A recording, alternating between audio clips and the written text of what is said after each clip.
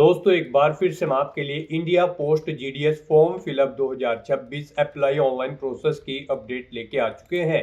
जी हां दोस्तों, आपके फॉर्म 31 जनवरी 2026 से स्टार्ट होने जा रहे हैं। उसका फॉर्म अप्लाई करने का पूरा प्रोसीजर हम आपको पहले ही यहां पर स्टेप बाय स्टेप दिखा रहे हैं। तो आप 31 जनवरी से अपना फॉर्म अप्लाई कर सकते हो और उसका पूरा प्रोसेस आप आज ही से चेकआउट कर सकते हो कि किस तरीके से आपके फॉर्म अप्लाई किए जाएंगे। ग्रामीण डाक सेवक जीडीएस के लिए 28,740 वैकेंसीज निकली है। इंडिया पोस्ट डिपार्टमेंट के अंतर्गत फॉर्म अप्लाई करते समय आपको कोई भी ऐसी गलती या फिर मिस्टेक नहीं करनी होगी जिसको करने से आपका एप्लीकेशन फॉर्म रिजेक्ट हो सकता है।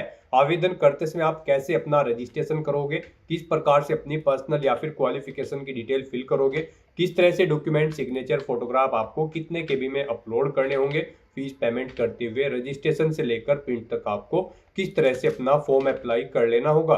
फॉर्म अप्लाई आप 31 जनवरी से कर सकते हो और लास्ट डेट 14 फरवरी 2026 है। आवेदन करते समय आपको कंप्लीट जानकारी यहाँ से चेकआउट कर लेनी होगी। फॉर्म अप्लाई करने से पहले आपको सबसे पहले हमारी वेबसाइट IND सरकारी नौकरी के इस पेज पर विजिट करना होगा, जिसका लिंक आपको नीचे description plus first comment box में मिल जाएगा। और हमारे इस पेज पर विजिट करके आप यहाँ से सभी डिटेल कलेक्ट कर सकते हो और इंडिया पोस्ट जीडीएस का फॉर्म अप्लाई कर सकते हो। इंडिया पोस्ट डिपार्टमेंट भारतीय डाक विभाग के अंतर्गत ग्रामीण डाक सेवक जीडीएस की पोस्ट निकाली गई है। 28,740 वैकेंसीज निकली है।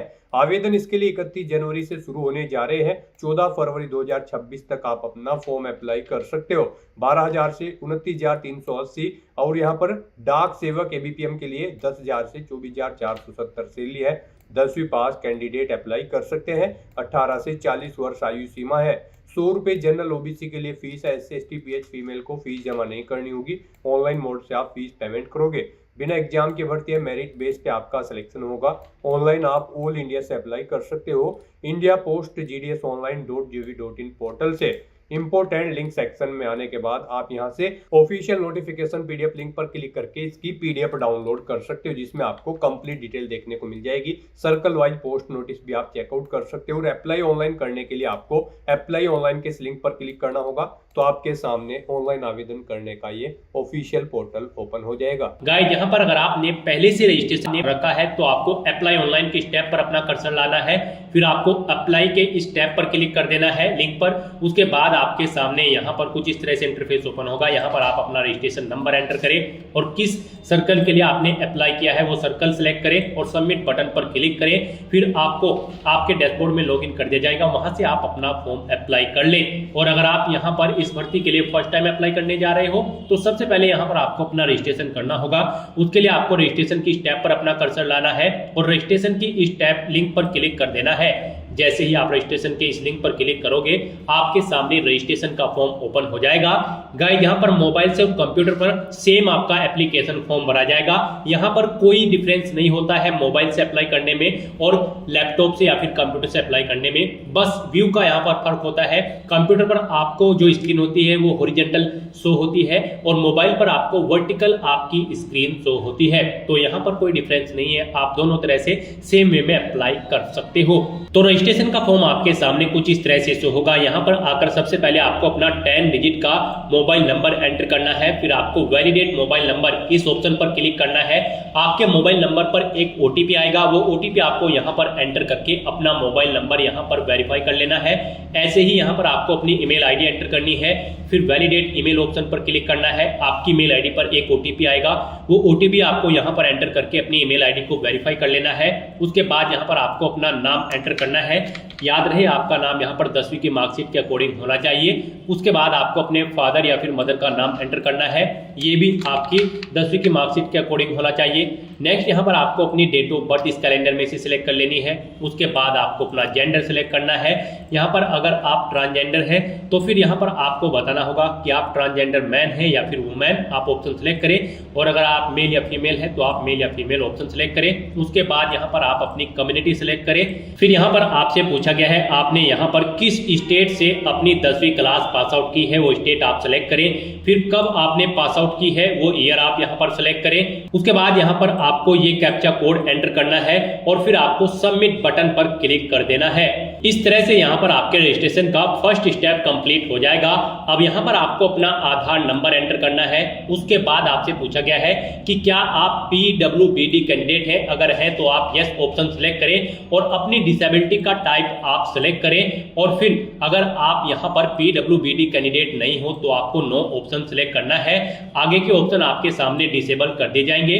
फिर आपसे पूछा गया है हाई स्कूल में आपने कौन कौन सी लैंग्वेजेस पढ़ी हैं, यहाँ पर आप ऑप्शन सेलेक्ट कर लें। जो जो लैंग्वेजेस आपने यहाँ पर हाई स्कूल में पढ़ी है वो लैंग्वेज आप यहाँ पर सेलेक्ट करके ओके करें।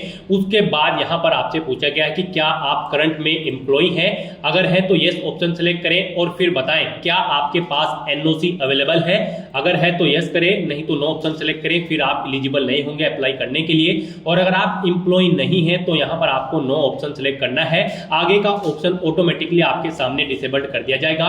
उसके बाद यहाँ पर आपको अपना फोटो और सिग्नेचर अपलोड करने हैं। यहाँ पर आपका फोटो JPG फॉर्मेट में होना चाहिए। साइज आपके फोटो का 50 KB से कम होना चाहिए। डायमेंशन उसकी 200 × 230 पिक्सल में होनी चाहिए। इस तरह से यहाँ पर आपको चूज फाइल बटन पर क्लिक करना है, फाइल को सिलेक्ट कर लेना है और अपना फोटो यहाँ पर अपलोड कर देना है। फिर यहाँ पर आपको अपने सिग्नेचर अपलोड करने हैं। सिग्नेचर भी आपके JPG फॉर्मेट में होने चाहिए, 20 KB से कम होने चाहिए, 200 DPI उनका होना चाहिए और डायमेंशन उनकी 140 × 60 पिक्सल होनी चाहिए। यहाँ पर भी आपको चूज फाइल बटन पर क्लिक करना है, फाइल को सिलेक्ट करना है और अपने सिग्नेचर को अपलोड कर देना है। अगर आपका फोटो या सिग्नेचर यहाँ पर छोटे या बड़े हैं तो आप इन्हें रिसाइज कर सकते हैं। गूगल में जाकर आप कोई भी इमेज रिसाइजर की वेबसाइट ओपन करके उसमें आप अपना फोटो और सिग्नेचर इनके अकॉर्डिंग यहाँ पर सेट कर सकते हो। तो इस तरह से अपनी ये डिटेल फिल करने के बाद अब आपको सबमिट ऑप्शन पर क्लिक कर देना है। फिर यहाँ पर आपने रजिस्ट्रेशन के फॉर्म में जो भी डिटेल्स प्रोवाइड कराई है उनका प्रीव्यू आपको शो कर दिया जाएगा। आपको सभी डिटेल्स केयरफुली चेकआउट करनी है। सभी डिटेल्स ओके है तो आप इस चेकबॉक्स को ओके करें और सबमिट बटन पर क्लिक कर दें। इस तरह से यहाँ पर आपका रजिस्ट्रेशन सक्सेसफुली कंप्लीट हो जाएगा। आपको एक रजिस्ट्रेशन नंबर प्रोवाइड करा दिया गया है। ये रजिस्ट्रेशन नंबर आपकी रजिस्टर्ड ईमेल आईडी और मोबाइल नंबर पर भी सबमिट कर दिया जाएगा। इसे आपको केयरफुली नोट डाउन करके रख लेना है फ्यूचर यूज के लिए। और यहाँ पर अब आपको कंटिन्यू टू अप्लाई इस ऑप्शन पर क्लिक कर देना है। नेक्स्ट आपके सामने कुछ इस तरह से इंटरफेस ओपन होगा। यहाँ पर अब आपको सर्कल सेलेक्ट करना है, जिस सर्कल के लिए आप यहाँ पर GDS की पोस्ट के लिए अप्लाई करना चाहते हैं। गाइस आपको हमारी वेबसाइट के इसी पेज पर इस circle wise post notice PDF का लिंक दिया गया है। जैसे ही आप इस लिंक पर क्लिक करेंगे आपके सामने यहाँ पर वैकेंसीज की ये PDF ओपन हो जाएगी। यहाँ से आप चेकआउट कर सकते हो कौन से सर्कल में कौन सी लैंग्वेज यहाँ पर रिक्वायर्ड है और कौन सी कैटेगरी के लिए कितनी नंबर ऑफ वैकेंसीज है। साथ ही देख सकते हो कितनी टोटल नंबर ऑफ वैकेंसीज है। आप यहाँ से वैकेंसीज की डिटेल चेकआउट करें। उसके बाद यहाँ पर आप अपना सर्कल सेलेक्ट करें जिस सर्कल के लिए आप अप्लाई करना चाहते हैं और फिर आप सबमिट बटन पर क्लिक कर दें। उसके बाद यहाँ पर आपके रजिस्टर्ड मोबाइल नंबर पर एक OTP जाएगा। वो OTP यहाँ पर आपको एंटर करना है। फिर आपको ये कैप्चा कोड यहाँ पर एंटर करना है और उसके बाद नेक्स्ट ऑप्शन पर क्लिक कर देना है। नेक्स्ट आपके सामने कुछ इस तरह से इंटरफेस ओपन होगा। अब यहाँ पर आपको अपनी एड्रेस की डिटेल देनी है।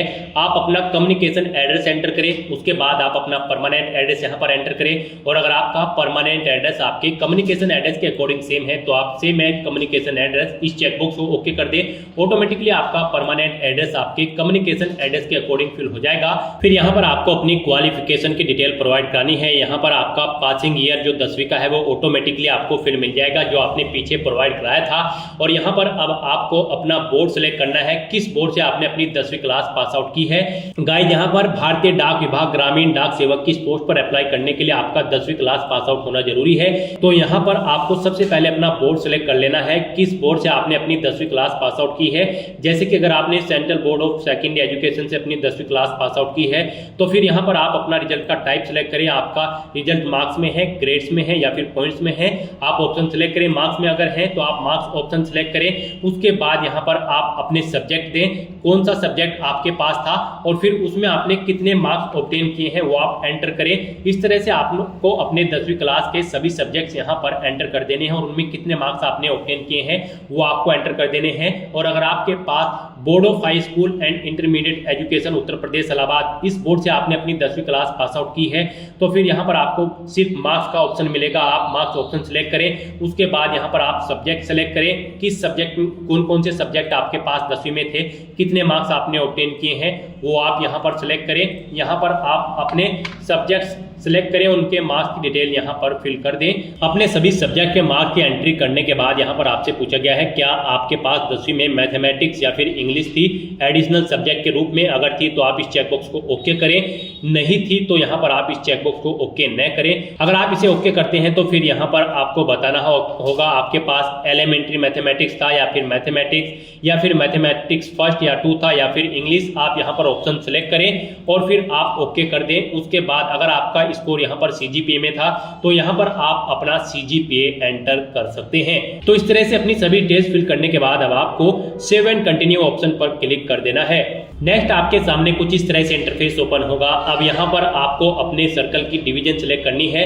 आप जिस सर्कल के लिए अप्लाई कर रहे हैं उसके अंतर्गत आप किस डिवीजन के लिए अप्लाई करना चाहते हैं यहाँ पर आप अपनी डिवीजन सिलेक्ट कर लें, जिस डिवीजन के लिए आप अप्लाई करना चाहते हैं। उसके बाद आपके सामने कुछ इस तरह से इंटरफेस तो होगा।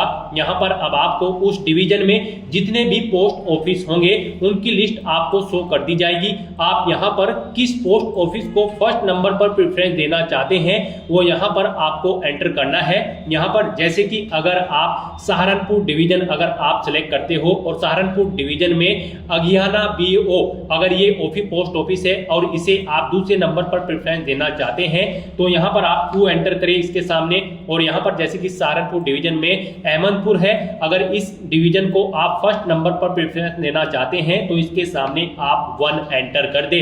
इस तरह से यहाँ पर आपको अपनी चॉइस के अकॉर्डिंग अपनी डिवीजन की प्रेफरेंस सेट कर देनी है। आप जिस डिवीजन को प्रेफरेंस देना चाहते हैं उसके सामने अपनी चॉइस के अकॉर्डिंग आप नंबर्स यहाँ पर एंटर कर दे।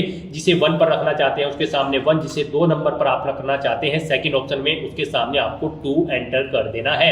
इस तरह से आपको यहाँ पर अपनी प्रेफरेंस सेट कर देनी है। यहाँ पर गाइड आपको उस डिवीजन के अंतर्गत जितने भी पोस्ट ऑफिस होंगे उनकी लिस्ट आपको यहाँ पर शो कर दी जाएगी। आपको उन सभी में अपनी प्रेफरेंस सेट कर देनी है। यहाँ पर आप क्लिक हियर के इस लिंक पर क्लिक करके ये भी चेकआउट कर सकते हो कौन से डिवीजन में कितनी नंबर ऑफ वैकेंसीज है।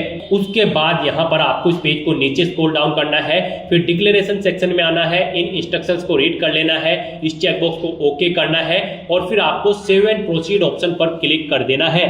नेक्स्ट आपके सामने यहाँ पर मैसेज शो हो जाएगा आपका एप्लीकेशन फॉर्म सक्सेसफुली सबमिट हो चुका है।